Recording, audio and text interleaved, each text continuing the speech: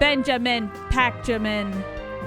That's my name. Please wear it out. I want a new one. Okay. Hi, Abby Russell. Hi. Are you ready to find some love once again? Yeah,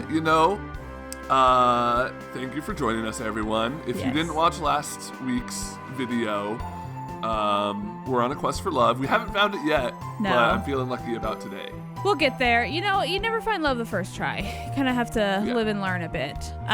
So this is a game. I reached out to Gita Jackson, who, in my opinion, is the premier games journalist for visual novels and dating simulators. So I asked her for some recommendations, and this is one of them, along with a bunch more you're going to be seeing in the next coming weeks. I'm very excited to play. Yeah, I know literally nothing about this game, so I'm excited. Great. The soundtrack. Well, I know a little something about it because I played the intro the other day.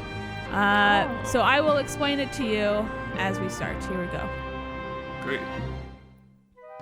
So we are, I believe her name is Rosemary, but she goes by Rose of Winter. She is a knight. And as a knight, she is at this area, and she has to escort one of these princes to, over the mountain, basically. They can go around it and it's safe, or they can go through it. It's much faster, but it's dangerous, which is why they need an escort. So this prince, he is supposed to be very nice, but he's very small, is the thing she said about him. This prince is a child. It's this little boy here, but this man is his guardian.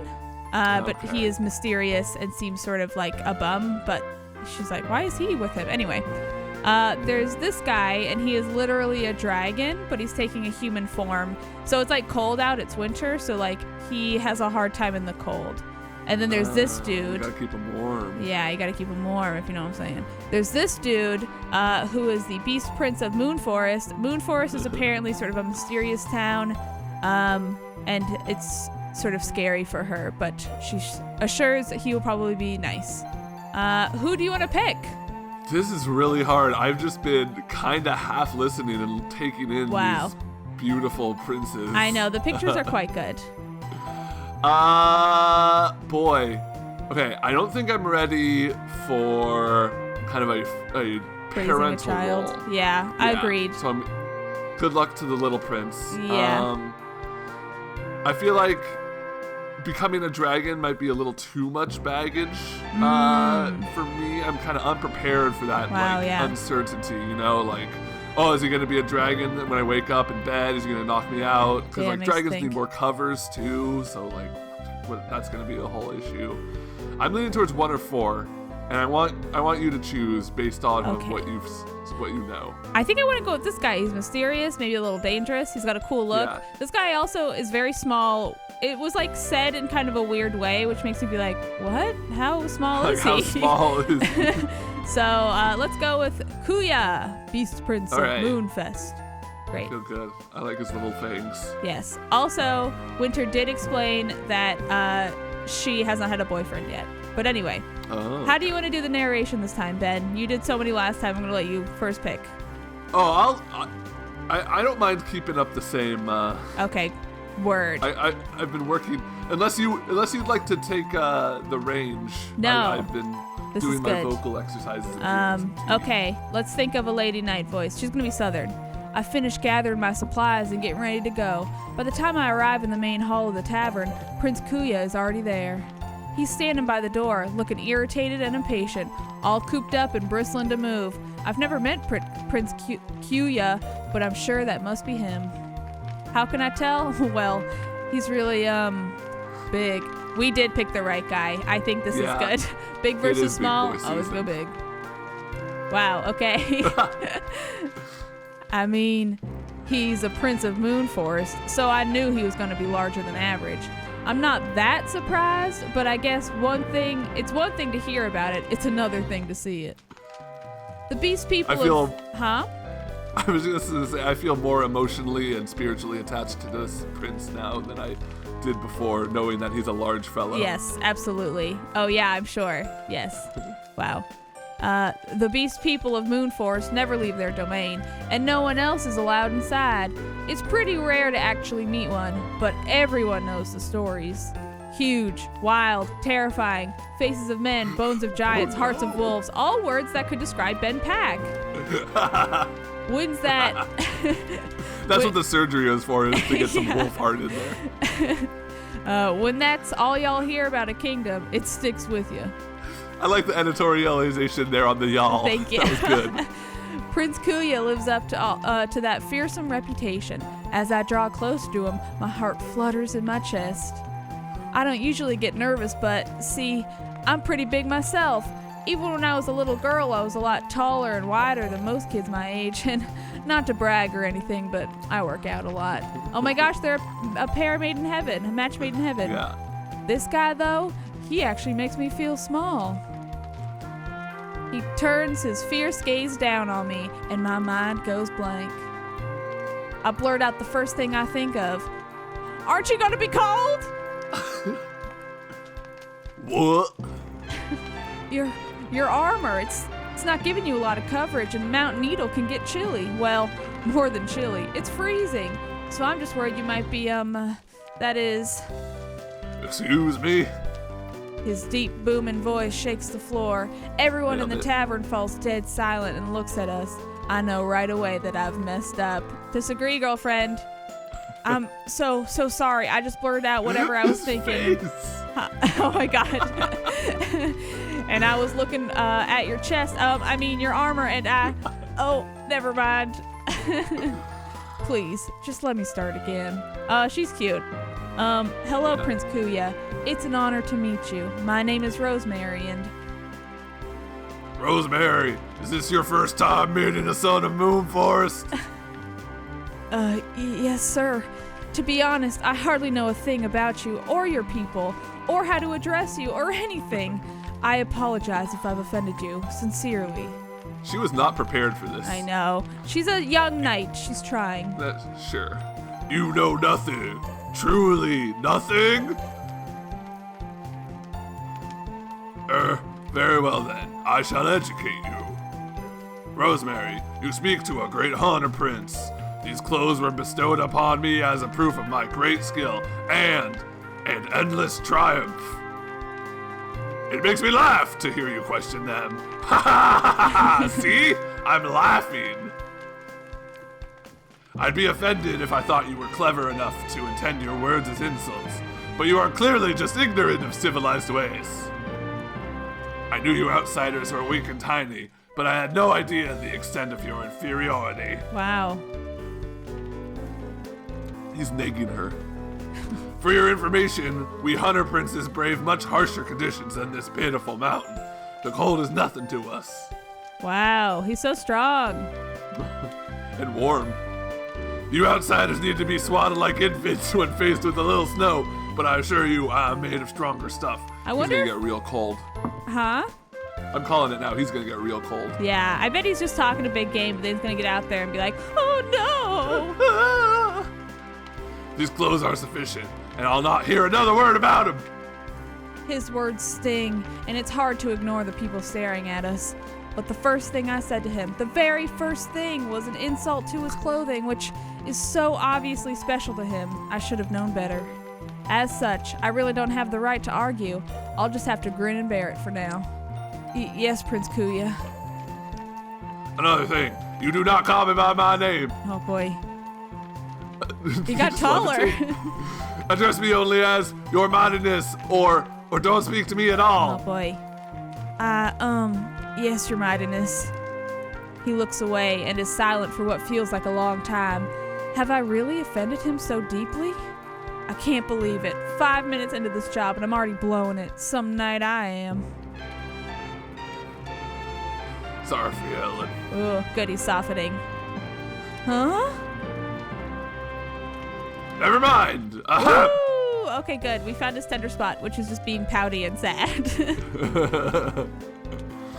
Come along, Rosemary. We have a long journey ahead of us. I'd hoped for a more formidable companion, but when in the land of lonely outsiders, even a prince must make do. You don't have to worry, I promise. I'm pretty strong. That's a sweet sword she's got. Huh? That's a sweet sword she's got tucked away. I know, that thing is cool. I'm excited to see her use it. Maybe I'm not as tall as you, Prince Kuya, but whoops, I mean...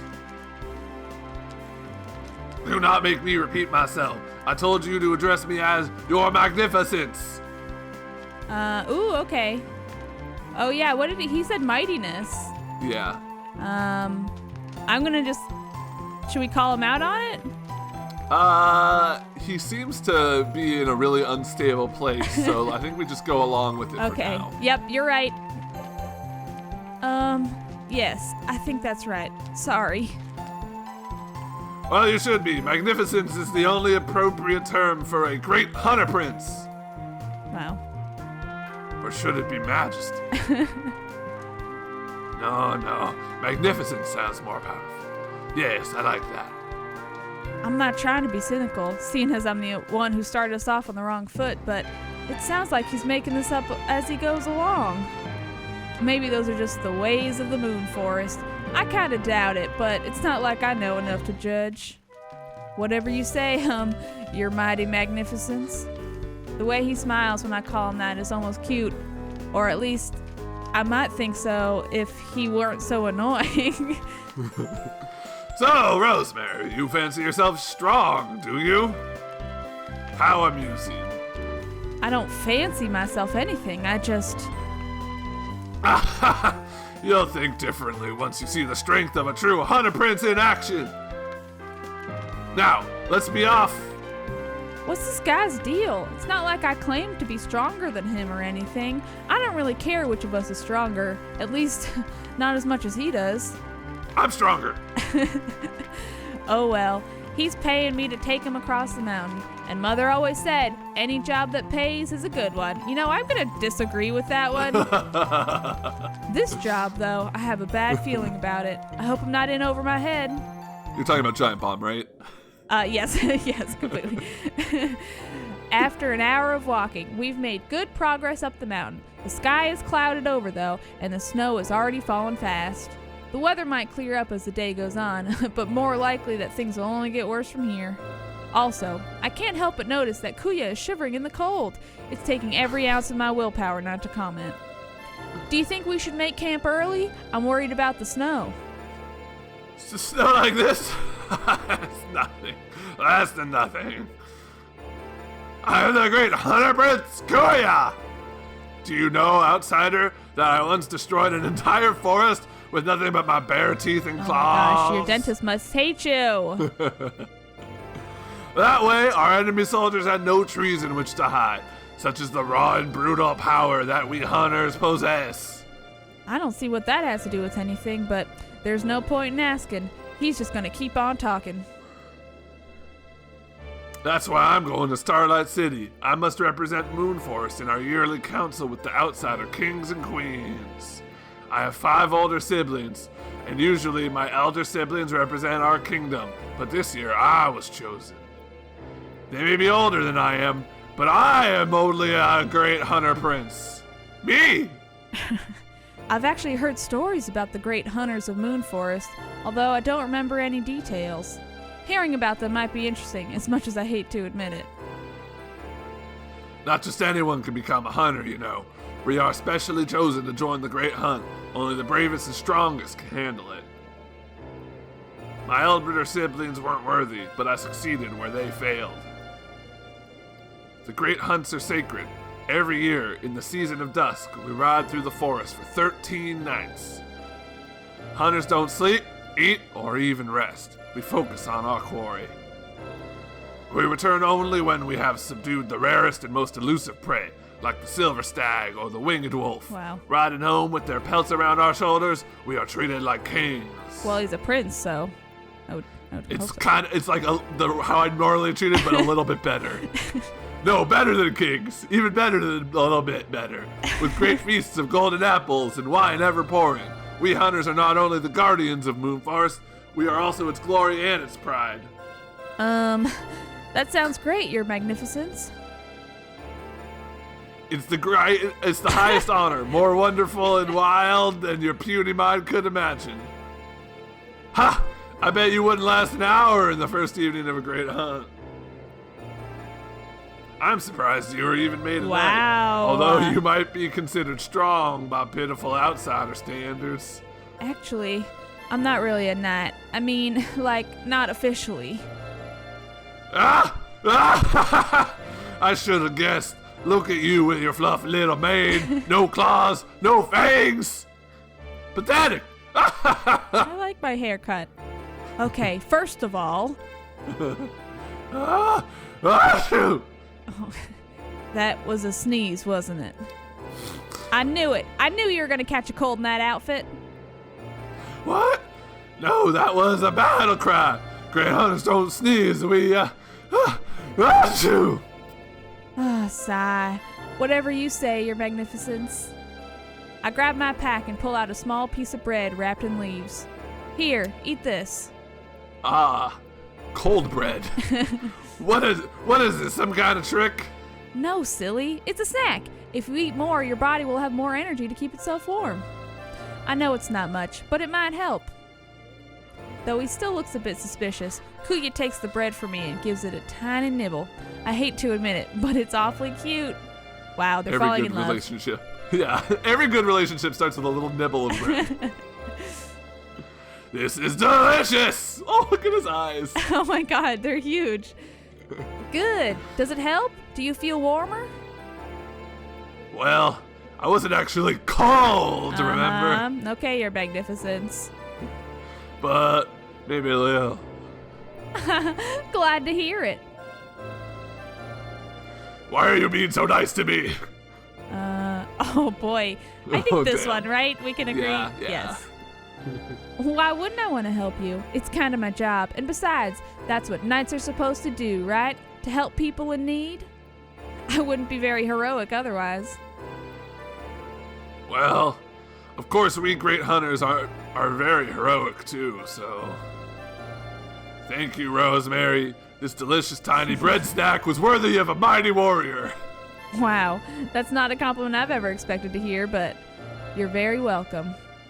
It's almost a nice moment. Unfortunately, it doesn't last. As soon as we start walking, he starts going on about his adventures again. It feels like he's been talking non-stop for hours. I know Mount Needle was bad, but I didn't think the journey would be this painful. And so, everyone thought I was done for, but really, I was only playing dead to fool the dire bear. At the very last moment, I roared back to life and sliced the bear's head off with just one of my claws. I don't believe you. It was this one. My left pinky finger. Everyone cheered and thanked me for saving the village. But really, you know, I don't do it for the thanks. I do it because it's my honor as a son of a moon forest and a hunter prince. Humble, I like it. He grins at me. He grins at me, trying to gauge how much I enjoy the story. I smile back at him, hoping it looks sincere. Now that I think about it, this might be a chance to connect with him. I have plenty of stories like that from my own travels. Maybe if we become better friends, he'll be more fun to talk to. You know, I came across a dire bear on my travels too. It sounds like mine wasn't as big as yours, but it was pretty hefty. It had been wandering around the edge of town, and it was scaring this one guy's goats, so he hired me to... Rosemary, please. Does this story have a point? I just thought you might want to hear about one of my stories, too. Do you really think your little errands can compete with the tales of the great prince of the moon forest? How did we pick a dick? Well, it's true that the goat story wasn't that exciting.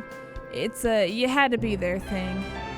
But I swear, if I have to hear the words Great Prince of Moon Forest one more time, I'm going to explode. Yeah, I know we already committed to this guy, but like, this is a bad first date. He needs to soften. Yes, it is a bad first date. I know he doesn't know it's a date, but it's a fucking date and he's blowing it. No job is worth putting up with this. Okay, calm down, Rosemary. Calm down. Let's just forget about it. Do you want to take a break soon? There's a river nearby, so we might get some water and rest a bit before moving on. I can keep walking for hours, easily. But if you're tired, I suppose I could, What's that? Huh? What's going on? Did you see a monster? I've got my sword, ready to fight if... No, look! My cloak! It's got a huge stain on it! And look! One of my shoulder spikes got dented. When did that happen? We've only been walking for a few hours. Huh? Jeez, from the way you screamed, I thought we were in danger. I did not scream. I bellowed a mighty roar of fury. Look at this mess. I guess, but that tends to happen when you're hiking up a deadly mountain. Hasn't your cloak gotten ripped or stained on your hunts before? Well, obviously, yes, of course, but it's only gotten stained with the blood of deadly beasts. This is mud. Totally different thing. Wow, he raises a very good point. That's right. You said there was a river nearby, yes? Let's stop there so I can wash it. Hurry.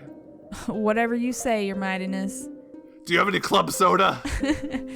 And so, we stop for a rest. There's a small cave nearby that we duck into to get out of the snow.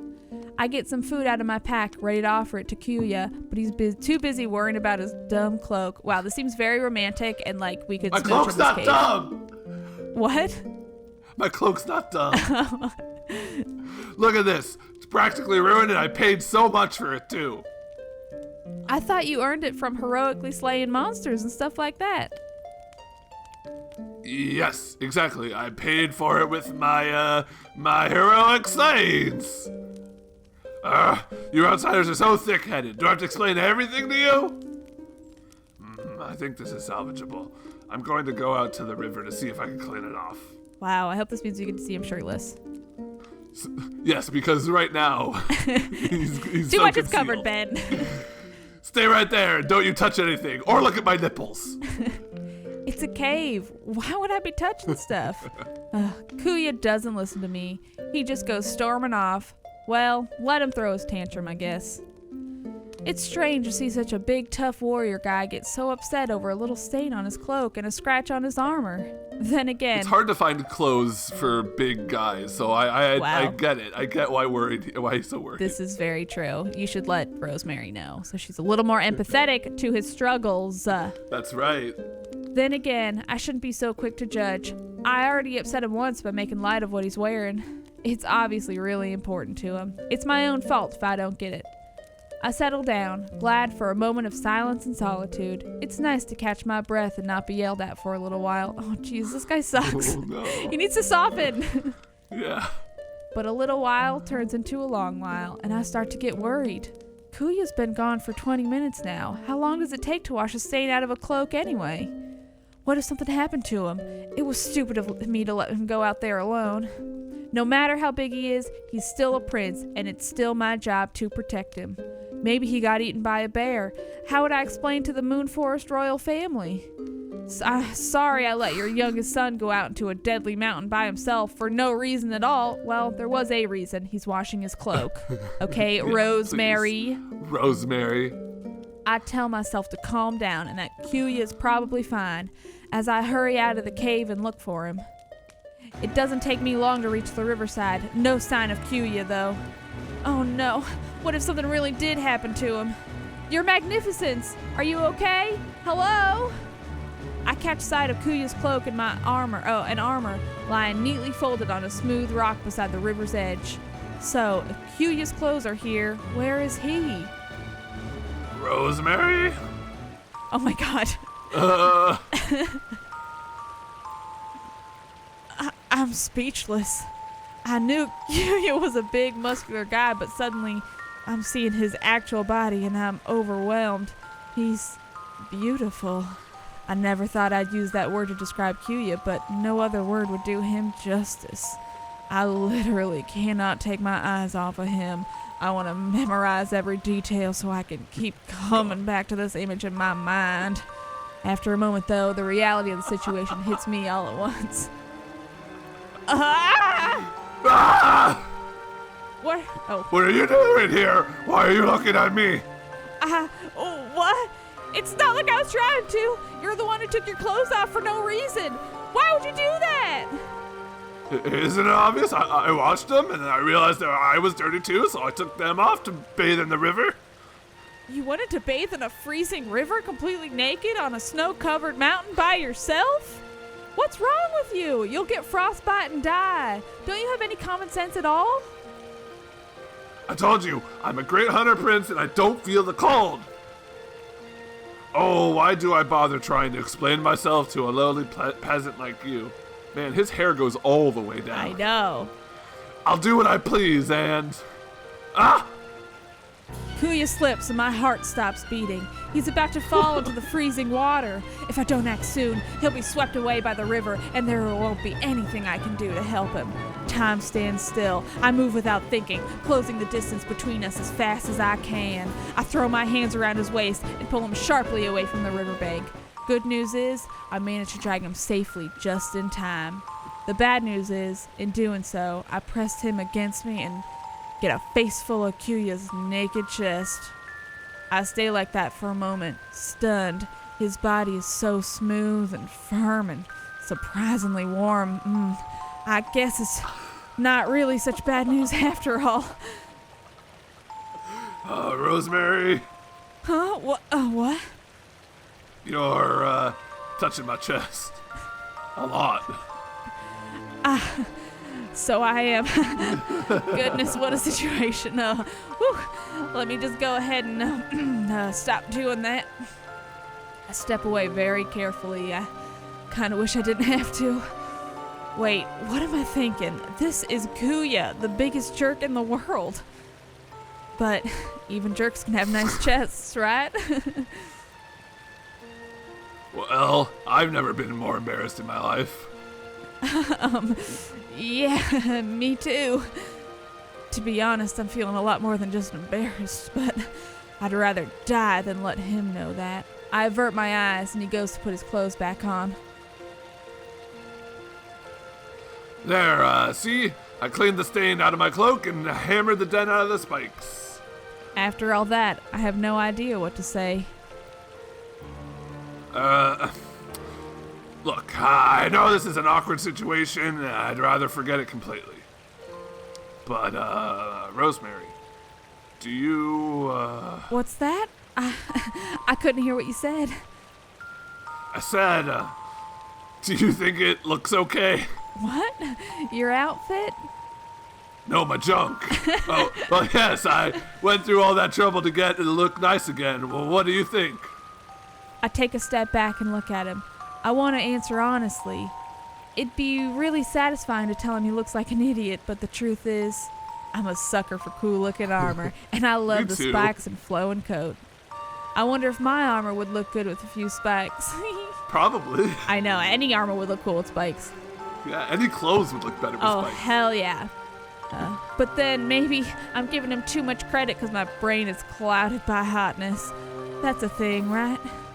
I don't want to encourage him to be a jerk, but I don't want to lie to him either.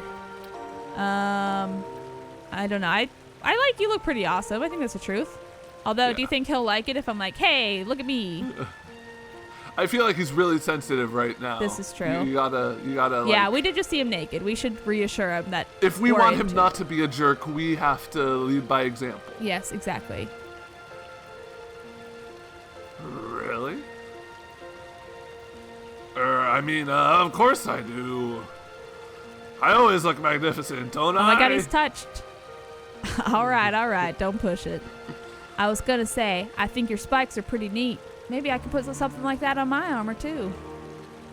Yeah, then we'd match. We would if you weren't so vastly inferior to me in every other way. Hey, watch it. Don't forget who saved you from freezing to death just now. Thank you. What's that? Never mind. You are infuriating. Let's just keep going. Ben, it's working. The journey's working. We're gonna get laid. Yeah. And so we gather our supplies and keep walking. I'm glad we're moving again because it gives me something to think about besides Kuya without any clothes on. Oh, who am I kidding? I can't stop thinking about it. Damn. I don't even want to stop thinking about it. I'm glad you mentioned the fact that she's never had a boyfriend before, because this tracks, like, right? She's like, oh, it's her first kind of sexual experience. No, she's new at being a knight, and she's new at seeing hunky dudes. But I have to. It's Kuya. I don't care how hot he is. He's a big, mean, blowhard jerk. Okay, I care a little how hot he is.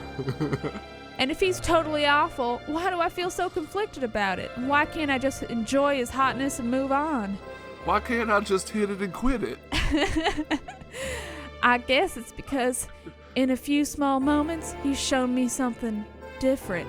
Something hotter than hot. When he's vulnerable, he's kind of nice to me, or at least I get a glimpse of something more underneath all that bluster. So we have to poison him. Yes, exactly. If he were like that more often, maybe. There's no use in wishing for something that's never gonna happen. No matter how nice it is to think about, I've got to forget Kuya's hot, steamy body and that broad chest, and how warm oh my God! Although, it's nice to distract myself with those memories while Kuya's ranting at me. And anyway, you outsiders don't even have any horns. I thought they must just be really small and under your hair, but no, smooth as a baby. No horns at all. Do you have any idea how ridiculous you look? I almost feel sorry for you. How do you strike fear into the very souls of your enemies? Are you going to be like this the whole way? Why, are you so intimidated by my greatness? What? No! Ugh, you are so full of yourself. I can't believe I thought I saw something deeper in you for even like one tiny second. At least now I know for sure that looks aren't everything. Wait, what? You saw something in me? Wow, I really don't want to get into this. Before I can say anything, the wind picks up and starts to howl. The snow thickens into heavy sheets. I can hardly see anything in front of me. There's no time to argue. I have to deal with this first. Thank goodness. Your Mightiness, can you hear me? I know we've only been walking again for a little while, but we need to stop and find shelter for the night. Are you so easily defeated by a little wind and cold? It's still light out and we just took a break. But if you're tired again already, I'd be happy to carry you the rest of the way. For goodness sake, can you stop? If we keep going in this weather, we'll both get lost or catch our death of cold. Trust me, I've crossed mountains before. The smartest thing to do is... I've crossed mountains too. Do you really think you know better than me? Don't make me laugh. Honestly, I've had just about enough of this guy. It takes a lot to push me over the edge, but I want to get this over with and get out of this stinking cold. Prince Kuya, shut up! It's like you can't even open your stupid mouth without saying something mean to me. And for what? All I'm doing is trying to help you. You're acting like a bratty child, and I'm sick of it. Look, you hired me to be your guide across this mountain, and not as some servant you could push around.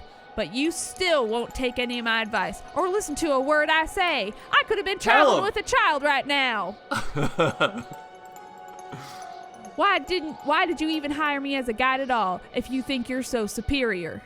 You may not think so, but I actually know what I'm doing, okay? Probably more than you do. Woo! I know.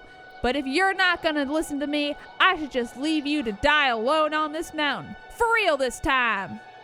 There's a thick veil of snow around Kuya, blurring his features. He doesn't answer me at first, but comes closer to me, moving with strong and purposeful strides. I almost forget how large he is. He towers over me, easily. Now that he's closer, I can see his face more clearly. He looks angrier than I've ever seen him. The sight of it shocks me into silence. If I weren't trembling with anger myself, I'd wonder if I'd gone too far.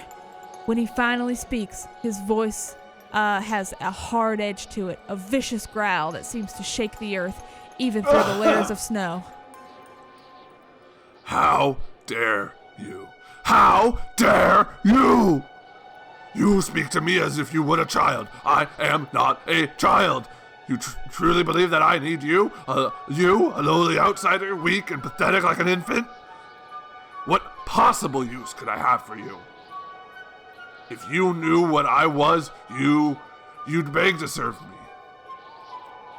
I am the great Kuya, who once tore the throat out of a wolf drake with my bare hands. I was only a baby. It was my first kill, the one that marked me for greatness, for life.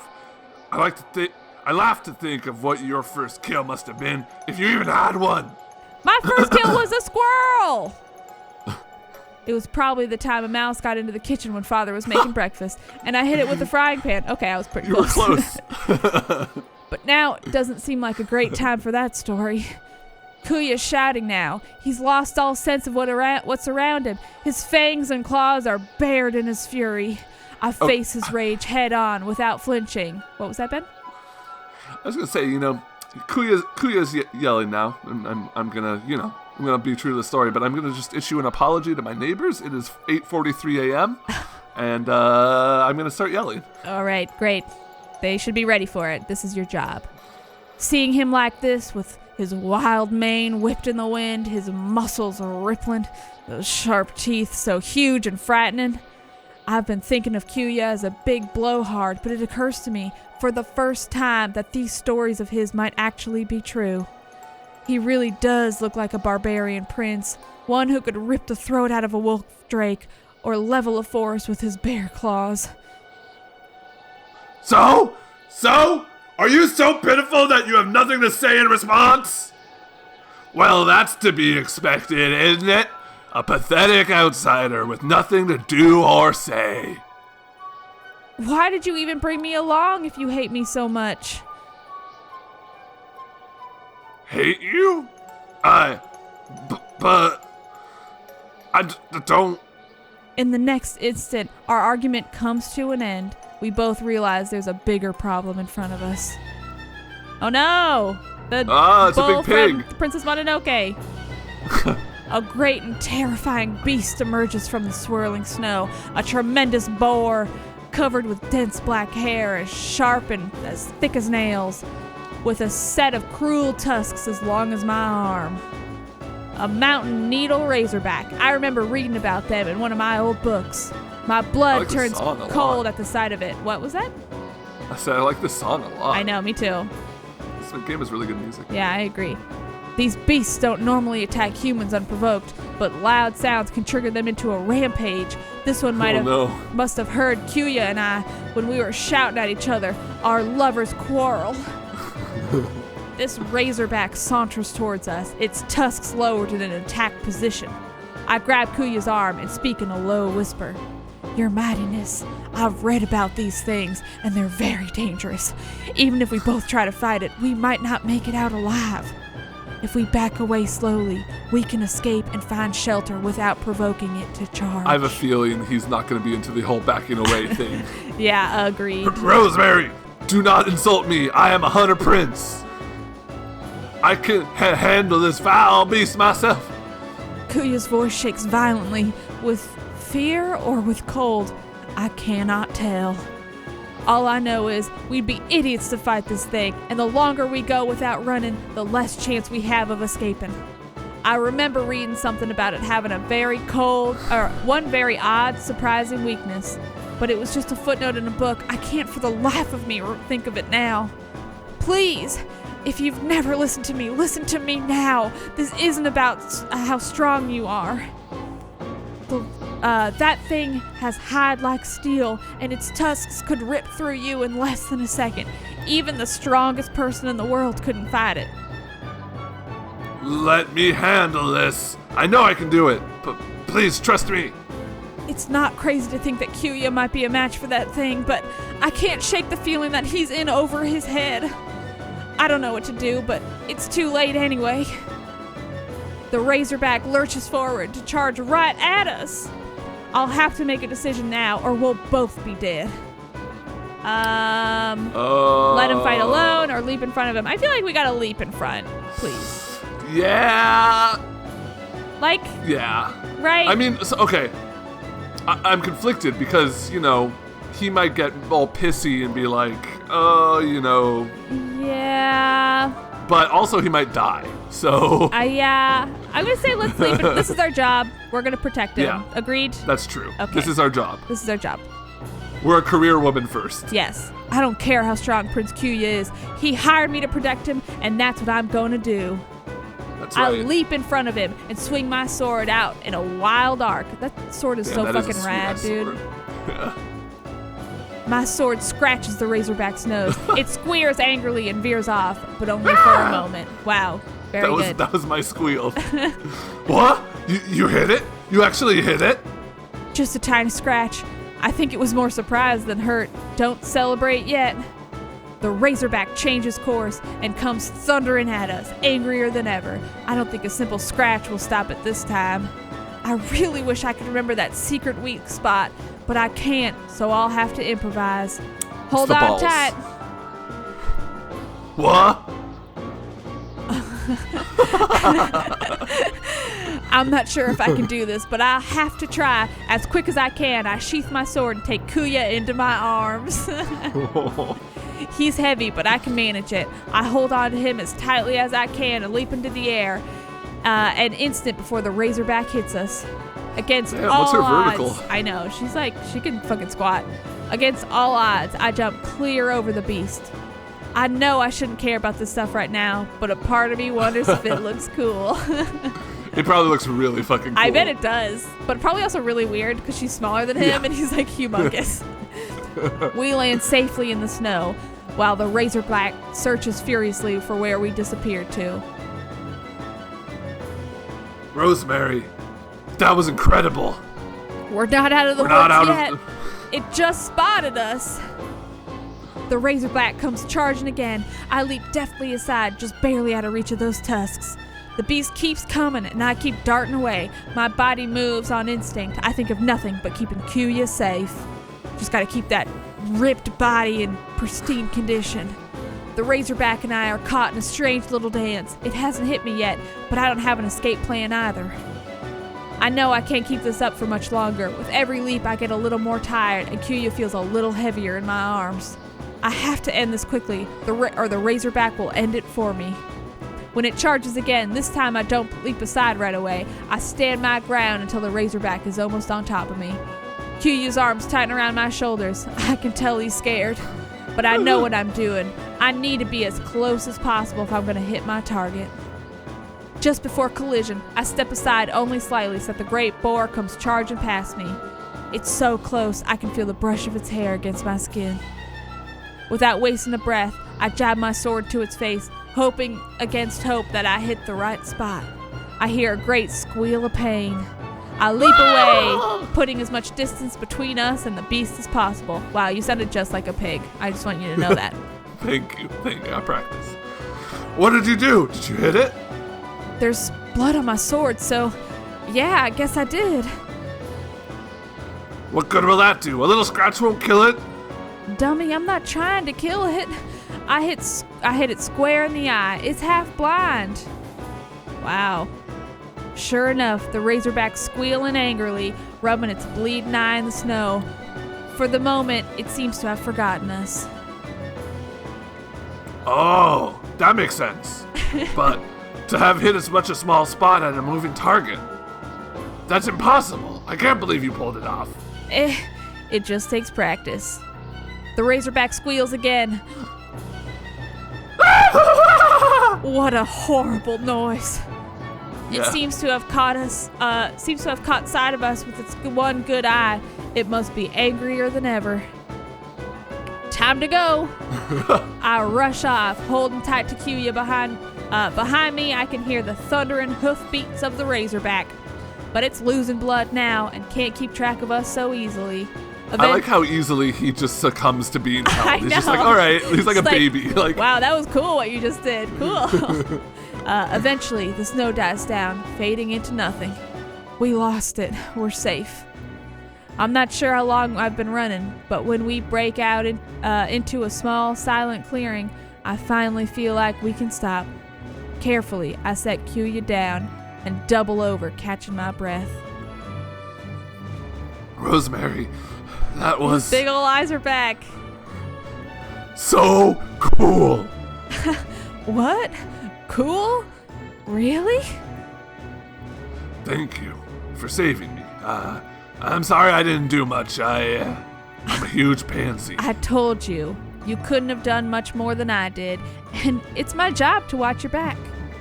Besides, we only barely escaped, and we'll have to be careful not to run into that thing again. An angry, half-blind Razorback with a grudge is bad news. But you're very welcome, Your Magnificence.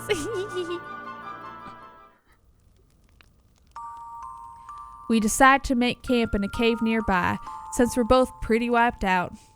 For once in his life, Kyuya is pretty quiet. He seems eager to help set up too. It's weird, but not unwelcome. I settle down for dinner by the fire. I have some hard bread and jerky in my pack. Kyuya doesn't have anything. Big dummy. He must be hungry. Your Magnificence? You can have some of my food. I mean, if you want. The great hunters of Moonforest say that the only proper way to feast is to kill the strongest animal you can find and devour its flesh right then and there. If the blood is still hot, it joins with yours and you can feel the very heart of the beast pound in your veins. I'm pretty sure that's not how eating works, but if those are its ways, who am I to argue? I shrug and settle down to eat. I can't help but notice Kyuya is staring at my meal, though. I can even hear his stomach grumble.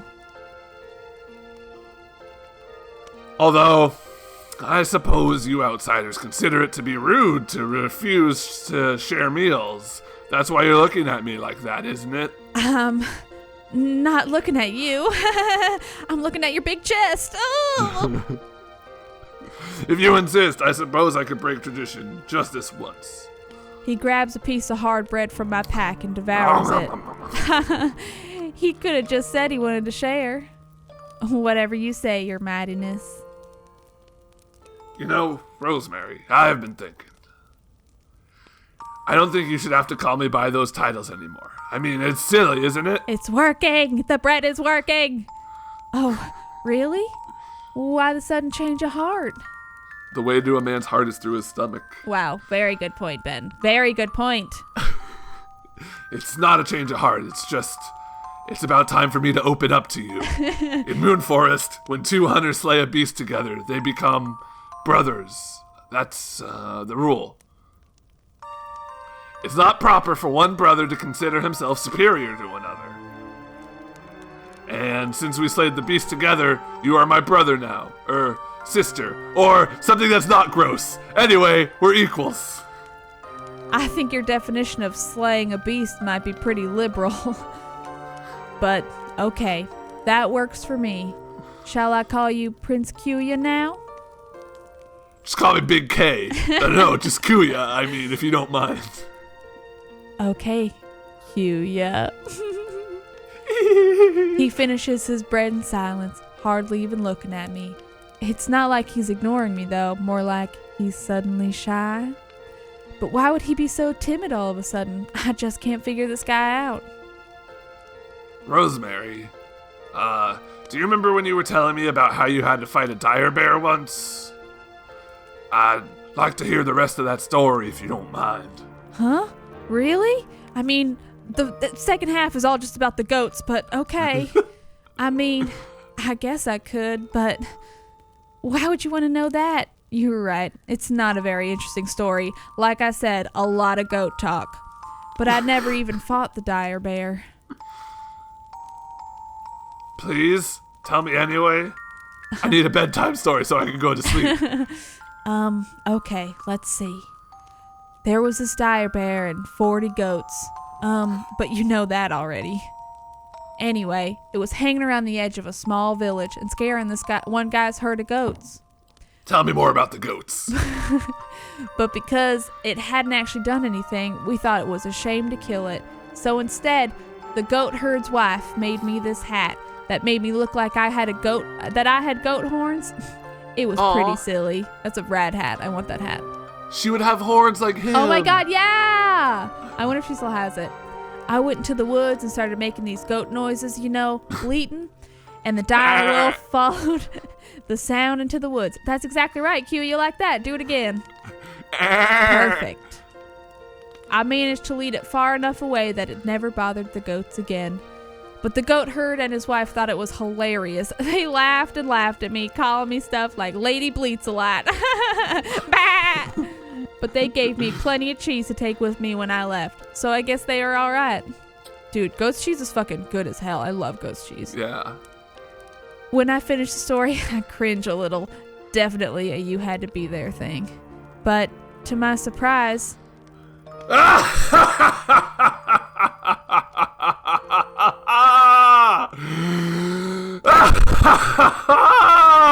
That is absolutely, without a doubt, the funniest story I have ever heard. Rosemary, you're incredible. A great fighter and a marvelous storyteller. Is there anything you can't do? Laying it on a little thick, isn't he? I'm starting to get freaked out. What's this guy's angle? I'll have to keep my wits about me in case he tries anything. Unless he tries to lay it on even more thick. I didn't think it was that funny. I mean, I just like goats a whole lot, but thank you, I guess? Kuya finally stops laughing after a few minutes and wipes the tears out of his eyes. Then he just stares at me with his big puppy dog eyes for what feels like way too long. You know, your hair is very pretty in the firelight. Okay. I accidentally sometimes slip into a Yoda. Wow. I could see it. And you know what? I'm not against it. Okay. Time to change the subject. Oh, thanks. So, what about you? What about me? Well, you've told me plenty of stories already about, like, killing monsters and great hunts and destroying enemy armies and stuff like that, but I want to hear your goat stories. But that can't be all you do, right? I mean, what's your day-to-day life like? Tell me about Moon Forest. It's pretty much a mystery to me. Oh, that? Well... To my surprise, he seems reluctant to talk about it. Moonforest is small. Smaller than most kingdoms, I'm told. All the families are familiar with each other, even the royal family, for better or worse. It's thick with trees and in constant twilight, even in the daytime. No one knows why. It might be some ancient magic or some bullshit baked deep into the land. So it's always dark outside? Forever? That like sounds beautiful. Yes? Yeah, sure. Complimenting his hometown. Yeah, I think he'll like that. It is very beautiful. His big eyes are back. I'm glad you think so. I'm glad you're not a huge jerk like me. Oh, why is that? Nothing. Never mind. I didn't want to take you back there and smooch you. His voice, wistful and lonely, drifts off with those words. I wait for him to continue, but he doesn't, so I just keep thinking about his chest and those goats again. For a moment, there's only the sound of the crackling fire. Why in the world is he acting this way? It really isn't like him. It sounds like you love it there. Parts of it are nice, yes. These trees are much larger in Moonforest. They're purple and reach farther into the sky than you can see, fading into mist. Wow. The shadows seem to fold around them like blankets. And there's the silver grass that comes up to your knees, soft as feathers, I tell you, and always full of fireflies. Those are the parts I like. Aw, are you maybe a little homesick? What? Absolutely not. I'm not a child, you know. It's not childish to miss your home. I think about the farm a lot. She came from a farm, by the way. Not sure if I said that. I mean, I'm happy to be out here doing what I'm doing, but it's natural to miss the place you grew up in, right? I guess so, but I don't always miss the people.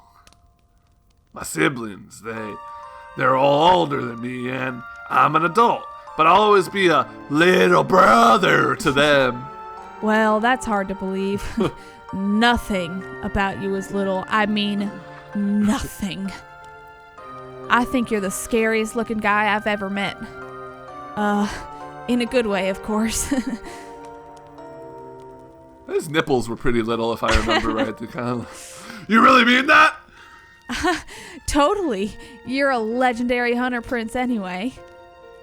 If you That's start right. to get down on yourself, just remember all your awesomely heroic feats and stuff. I just picture him pumping his fist during this. Right, my heroic feats. Rosemary, can I ask you something? Something personal? His voice is low, soft, barely audible. I've never heard him talk like this before. Sure, Kuya. Anything, I guess. Do you have a boyfriend? And it's working. Wow.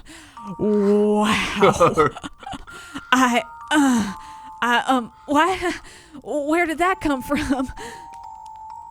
Nothing. Never mind. Forget it. No. I didn't say anything. Answer him, you idiot. Huh? Kuya, wait. I didn't... You just caught me off guard, that's all.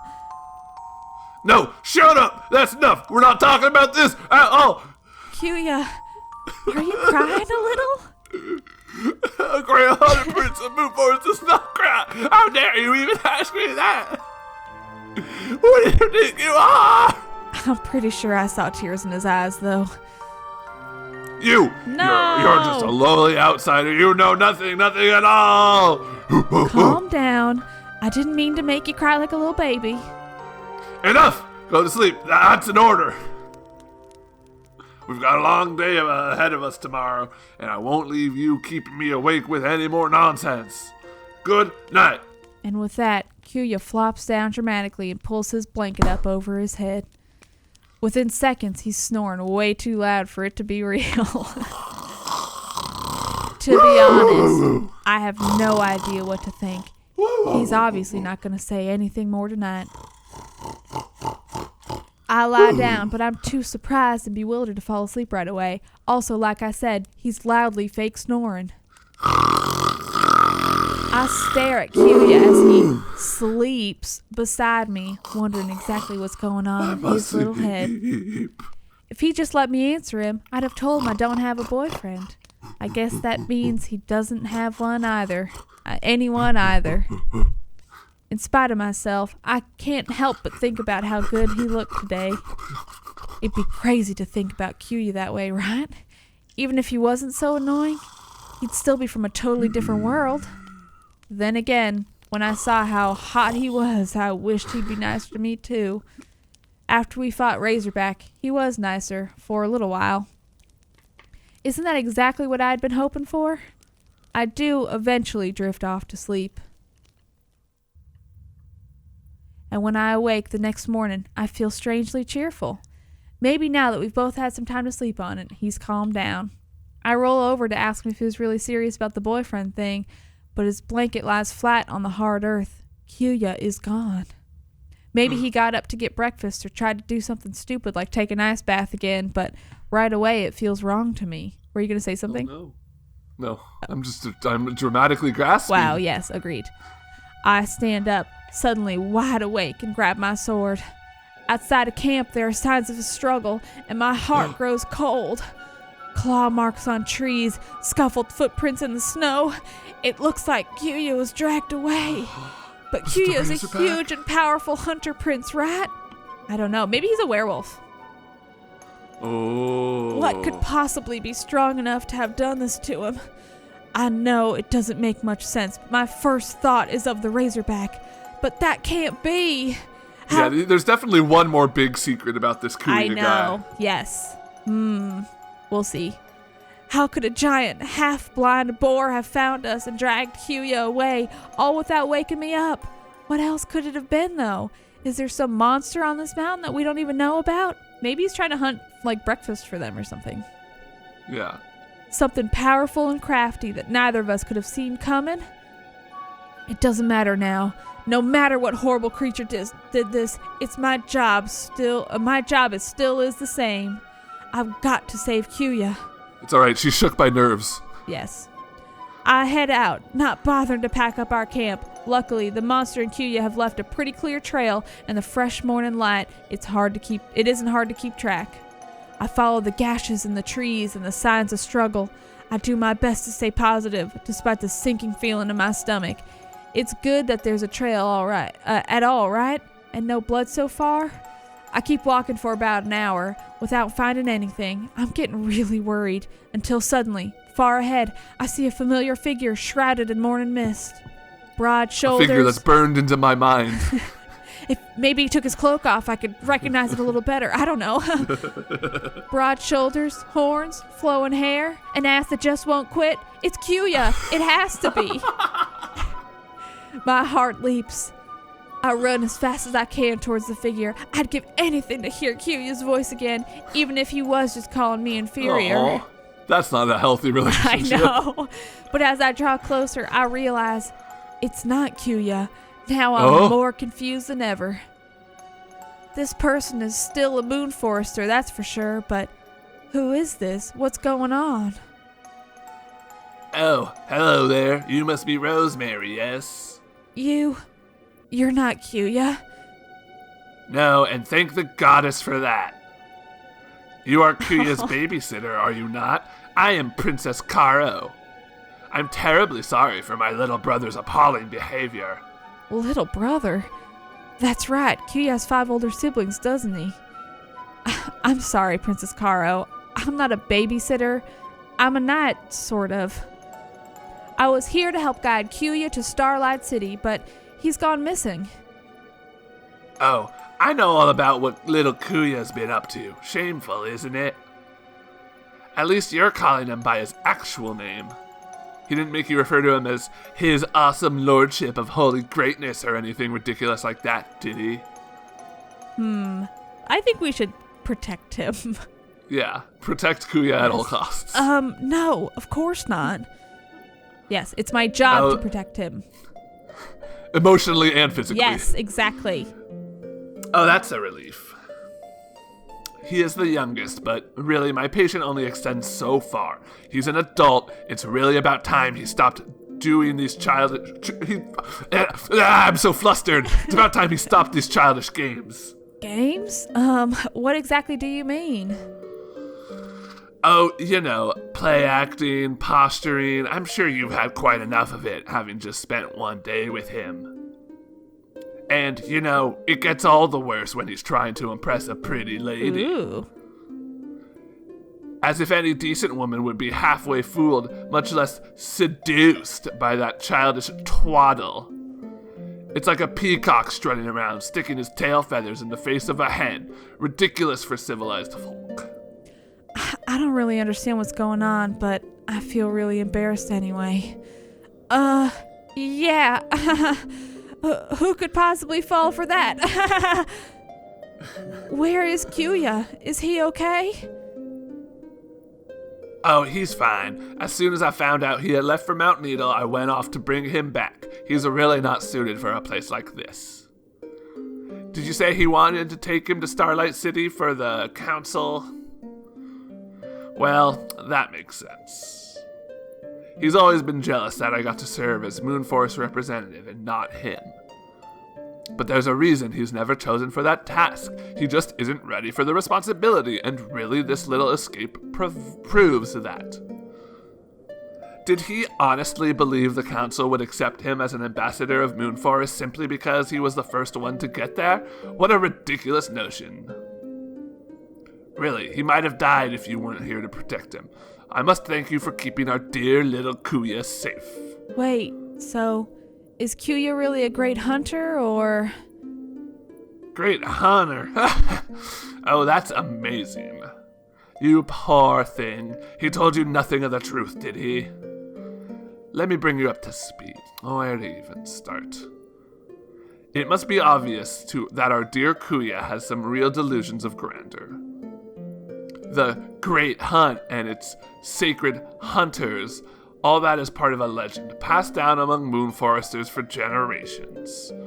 It's a story for children. An exciting story, certainly, but that's all it is. The Great Hunters may be based on real historical figures, but even so, such barbaric animal slaughter, with no regard for the balance of nature, has long been a thing of the past. We Moonforesters have moved far beyond that now. I suppose it's our own fault, being so secretive with our ways that outsiders don't know how we really are.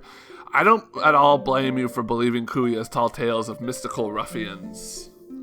But if we're a pacifist kingdom now, our laws focus on a coexistence with the forest that is as ethical as spiritual, with a mind for conservation. We choose to stay isolated in order to keep the forest a closed and balanced system, with no outside influencers to muck things up. We've managed to bring several native moon forest species back from the brink of extinction, wow. You know? I just stand there, letting the flood of words wash over me. I'd like to say none of this makes sense, but sadly, it makes more sense than anything Kuya's told me. Karo seems to notice that I'm staring at her blankly and flashes me an apologetic smile. Oh, I do hope I haven't been prattling on. I get so excited when I think about Moonforest's achievements. I wish outsiders knew more about us. Maybe I'll bring it up at the council this year. All in all, you should know that Kuya's behavior does not represent us. He's probably told you all kinds of stories of his violent deeds. He said he tore the throat out of a wolf drake for his first kill when he was a baby, and that he once leveled an entire forest of trees with his bare claws. You know what? Now when she says it out loud, it does sound a little ridiculous. First kill, preposterous. We haven't even celebrated such a thing in Moonforest for hundreds of years. And the bit about leveling the trees, that's from The Tale of Moonbeam, a children's fable. Not being a Moonforester, you wouldn't have heard of it, but most of us grew up with it. Kuya was always especially enthralled with childish tales of heroism. It's rather sad, actually. He has modeled himself after these fictional heroes because he wants to feel big and powerful, I suppose. He was always the runt of the family and was never given much to do around the palace. It isn't that I don't sympathize, mind you, but enough is enough, would you agree? I can't believe he was wearing that ridiculous warrior getup out here on a freezing mountain. It's bad enough when he wears it to family dinners, but at least there it's only embarrassing. Here, he's likely to catch a cold. How do I know you're telling the truth? It really looked like somebody kidnapped him. Maybe you're just telling me all this so I stop trying to find him? Where is he now, anyway? My dear, Kuya did not want to leave your side, but I really didn't want to humor him any longer. He fought me tooth and claw, but I was determined to release you from his burden. Of course, he isn't strong enough to stand a chance against me, so his struggling was rather pointless. If it isn't painfully clear by now, little Kuya couldn't slay a fly. Eventually, I did have to bind his wrists because he kept clawing the poor trees to get away. Do you know how bad that is for the environment? He did try to manage to slip away and run off to the woods a moment ago, but I can't imagine that he's gotten far. I was about to go looking for him, but then I ran into you. She doesn't seem worried at all that Kuya is lost on the mountain again. The only thing Karo seems to have in common with her brother is that they're both super condescending. Well, I'm gonna find him. You stay here and wait. I don't need your help to bring him back safely. I don't care if you think he's ridiculous. He's my friend, and he's beautiful, and I care about him, and I want to be the one who makes sure he's okay. That's fine with me, my dear. I'm quite exhausted from hauling him around all morning, and I wouldn't mind letting you take over for now. But tell me, now that you know the truth about him, are you really all that surprised? It's adorable that you think you care about him, but you ever truly believe he was the great hunter he said he was? I only ask to satisfy my curiosity, mind you. I know you're an outsider, but surely you weren't silly enough to be fooled. No reason to treat him like that, or yes, I've never doubted Kuya, not even for a second. You know, we gotta respect our intelligence. I think we just be blunt with her. There's no reason to treat him like yeah. You know, because I feel like neither of us was really buying his whole thing. Right? But you don't need to be a dick. Yeah. I'm not saying Kuya was never immature, but you shouldn't write him off so quickly. It seems to me that he acts that way because you all made him feel like he has to. Like that's the only way you'd ever think he's worth anything. Kyuya's not just a runt.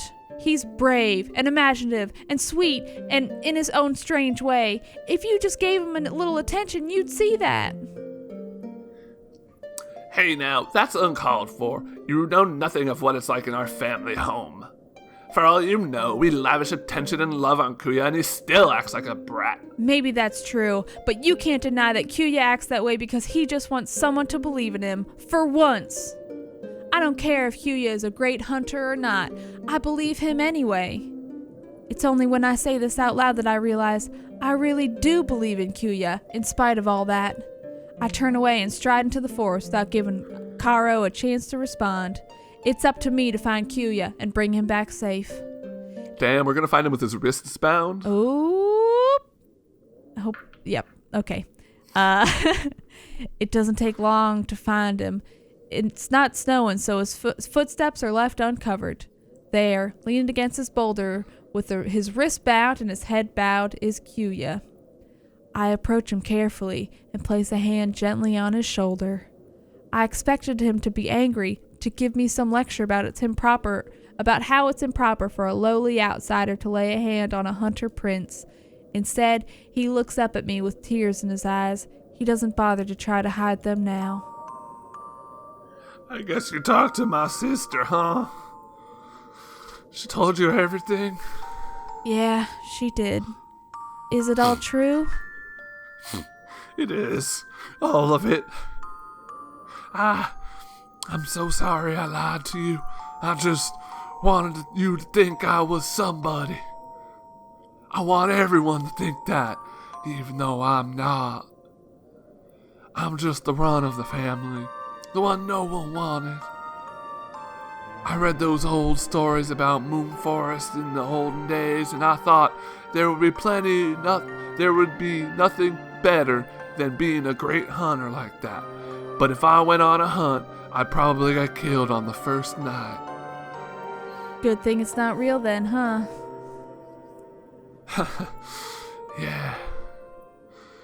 I guess I thought that maybe coming out here would make me stronger.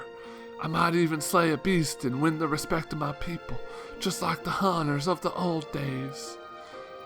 Or at least I'd sneak off to Starlight City for the council, even though they'd never let me attend. Maybe I could just prove to them I'm ready for it. But when I met you, I realized you are brave and strong, and I'm nothing like you. But because I'm bigger than you, I couldn't tell you how weak I really am. You actually thought I was a tough guy. Damn relatable. No one ever thought I was anything but a runt, no matter how much I tried to pretend. So I got so carried away. Kyuya. Can you believe it? I actually met a real hero. Someone who was worth being a great hunter. And I acted like a mean-spirited, arrogant fool, and I ruined it. I'm no better than my stupid brothers and sisters. Can you ever forgive me? Maybe, but you have to do better. Of course, Kyuya. I've forgiven you already. I like the second one. Okay. Is that good for you? Yeah, sure. Okay. I'm glad you're telling me the truth now, and I get it. Sometimes I call myself a knight even though I'm not yet because it makes me feel better. It's okay to want to be something more than you are. You took it a little farther than me, but I understand what it's like to need to puff yourself up. I'm glad to know the real you, though. I like him better. He's nicer. Rosemary, you're too good. I don't deserve to be forgiven. We got so the big easily. eyes back. But you know, since I saw you fight the Razorback, I've been sort of head over heels for you. I was wondering why you were acting so differently all of a sudden, and I hope that was the reason. Really? Goddess, how did I ever get so lucky enough to meet you? Believe it or not, I feel lucky to have met you too. You're very sweet in your own way. Karo doesn't know what a good brother she has. You know, I think you should get to call yourself a real knight. I can't imagine anyone being better at it than you. Kyuya looks at me with that big, cute, puppy-like smile of his. Ooh! Oh my God, he's still bound. I just can't help it anymore. I lean in and kiss him. This is the first time I've ever kissed anyone. I'm glad it's with him. With the snow swirling around us, he's an oasis of warmth. Kuya leans into me and I put my arms around him, drawing him close. Please, don't take me back to Cairo yet. I want to stay like this for as long as possible. Let's stay here forever then. I feel the hard muscles on his chest and arms, rubbing them gently with my bare hands.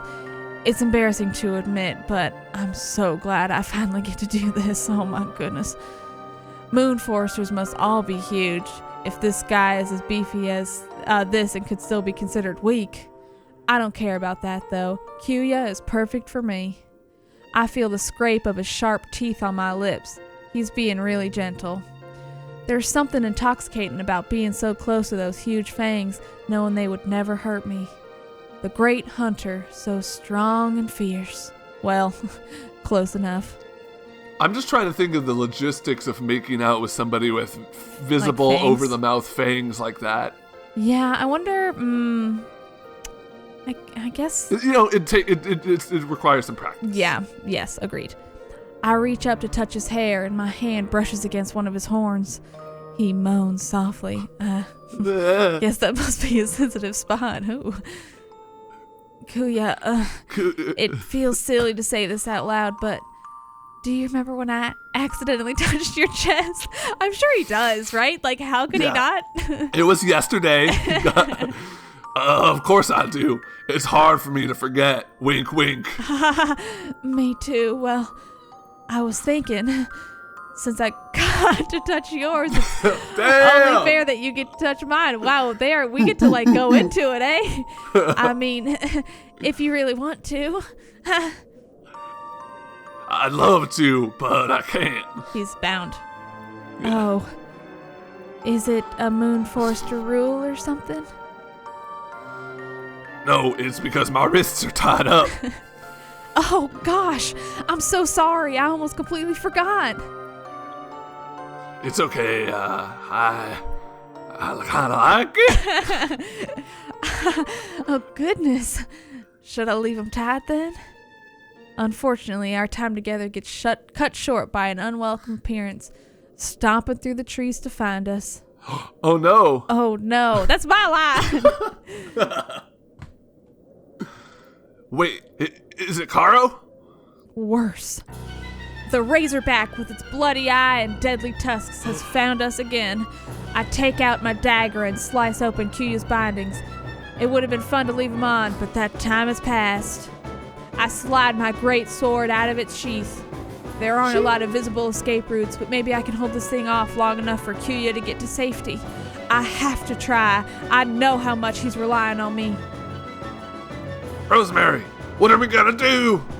It's okay, just stay behind me. What in the name of the goddess are you two doing? I've been waiting long enough to... Oh. As if the situation weren't bad enough. Caro comes wandering cluelessly out to find us, but stops short when she sees the Razorback. We watch in horror as the Razorback, distracted by the sudden sound, charges at Caro. Caro! Kuya claws barred and snarling, lunges towards the beast, but I stop him with a hand. Kuya, wait, I've got a plan, but we'll need to split up.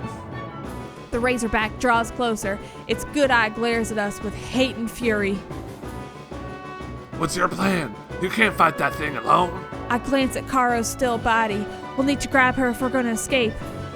I'm not alone. You're with me. We're going to fight this thing together. I can't. You know I'm not really a great hunter. I'm just a spoiled prince. And I'm just a farm girl who picked up a sword. It doesn't matter. All you have to do is distract it. I'll run to the left and grab your sister. We'll meet at the clearing from before, okay? Okay, I can do it. I don't want to leave Kuya behind, but I have to clear. I have a clear shot to Caro, and together I know we can get out of this. I risk a glance backwards and freeze. The Razorback is already charging. Its one good eye red with rage. Why isn't Kyra running? Kuya running. I like that it sounds like a horse. I lost pig and turned into a horse. Ah! Kuya jabs straight up with its sharp claws. There's a spurt of blood and a horrific squeal. The Razorback runs in circles, both eyes scarred and bleeding. It's screeching angrily, but it can't see us and can't attack. I reach Karo quickly. She's stunned but awake. With my help, she finds her feet and we quickly make our escape. We meet up in the clearing, breathless and full of adrenaline. Q's cloak is torn and stained with a dark patch of Razorback blood, but he says nothing about it. We walk in silence for a while. It's not until Starlight City comes into view that Karos finally speaks. I must thank you for saving my life. Although I do wish you hadn't horrifically maimed a rare species to do it. Goodness, she's demanding. Yeah, it was nothing. Just part of the job, right? I'm very sorry, my dear. You did splendidly too, but...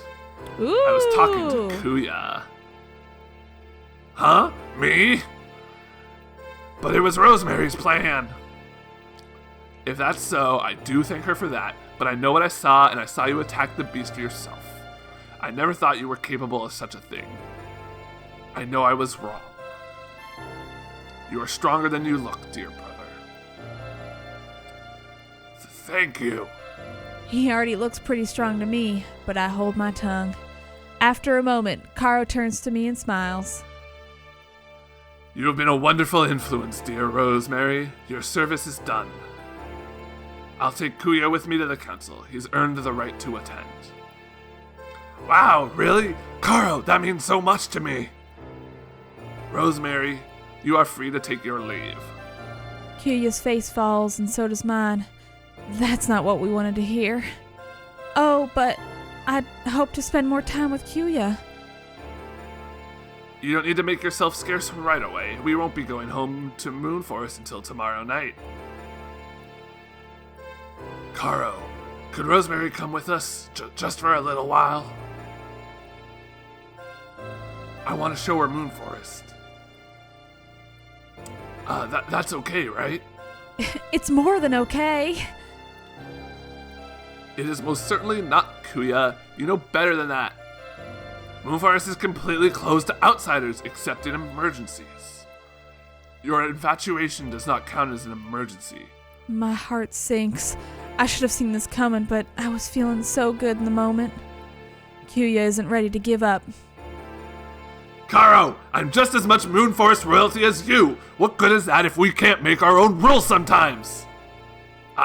I want a special exception made for Rosemary. She's coming with me. I'm terribly sorry, but the rules are in place for a reason. If you've truly matured, and it seems that you have, you'll understand why we cannot break these rules, especially not for our own selfish whims. But Kuya needs me. I have to stay by his side. I'm his knight, his protector. Without me, what's going to happen to him? So you see, it is an emergency, right, Kuya? Yeah, that's right. I'm the worst. Without Rosemary, she has to come with me to the Moon Forest. A few days ago, I might have believed that, but now I see my brother is quite capable of handling it on his own. You've grown quite a bit in a short time, Kuya. You don't need anyone to protect you.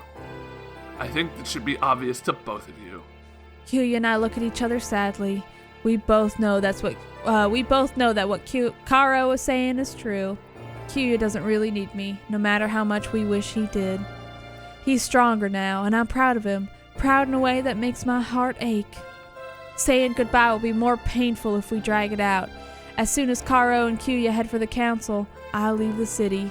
Karo pretends to be interested in a little antique shop to give us a moment alone. I'll really miss you, you know. I'll miss you too. I was only just getting to know you. The real you. I blew it, didn't I? I ruined everything. We only had this short time together, and I wasted most of it acting like a jerk to you. I wish I could do it over again. Well, it's not all bad. Because of you, I got to meet a legendary hunter prince. How many people can say that? I would have died on that mountain if it wasn't for you. But I made it, and not only that, you taught me how to be someone my sister can be proud of, even if I'm not a great hunter. You're Kuya, and that's good enough. Listen, I'll work really hard to prove I'm worthy, and they'll choose me to go to the council next year. Will you be here to meet me? Just for that one day? I wouldn't miss it for the world. He smiles, and I reach over to brush his hair out of his face. It's almost painful how sweet he looks. I guess this is goodbye then. Thank you for everything, Rosemary. Goodbye, Your Magnificence. He smiles sheepishly, kisses me, and hurries over to his sister's side. Together, they disappear into the crowd. True to my word, I leave the city and move on to whatever's next. As I pass through the crowd, people stare at me as the tears run down my face. I can't help it, and at this point, I don't care. When I'm sad like this, I try to think about the future. Someday, I'll be able to go back to the farm and tell everyone back at home what happened. About how I was able to meet a prince hunter of Moonforest, those rare and mysterious beastmen, how we crossed the Mount Needle together, defeated the Razorback, and shared our first kiss. It sounds like something out of a fairy tale. How could I ask for more? Yay! Yay! That was sweet.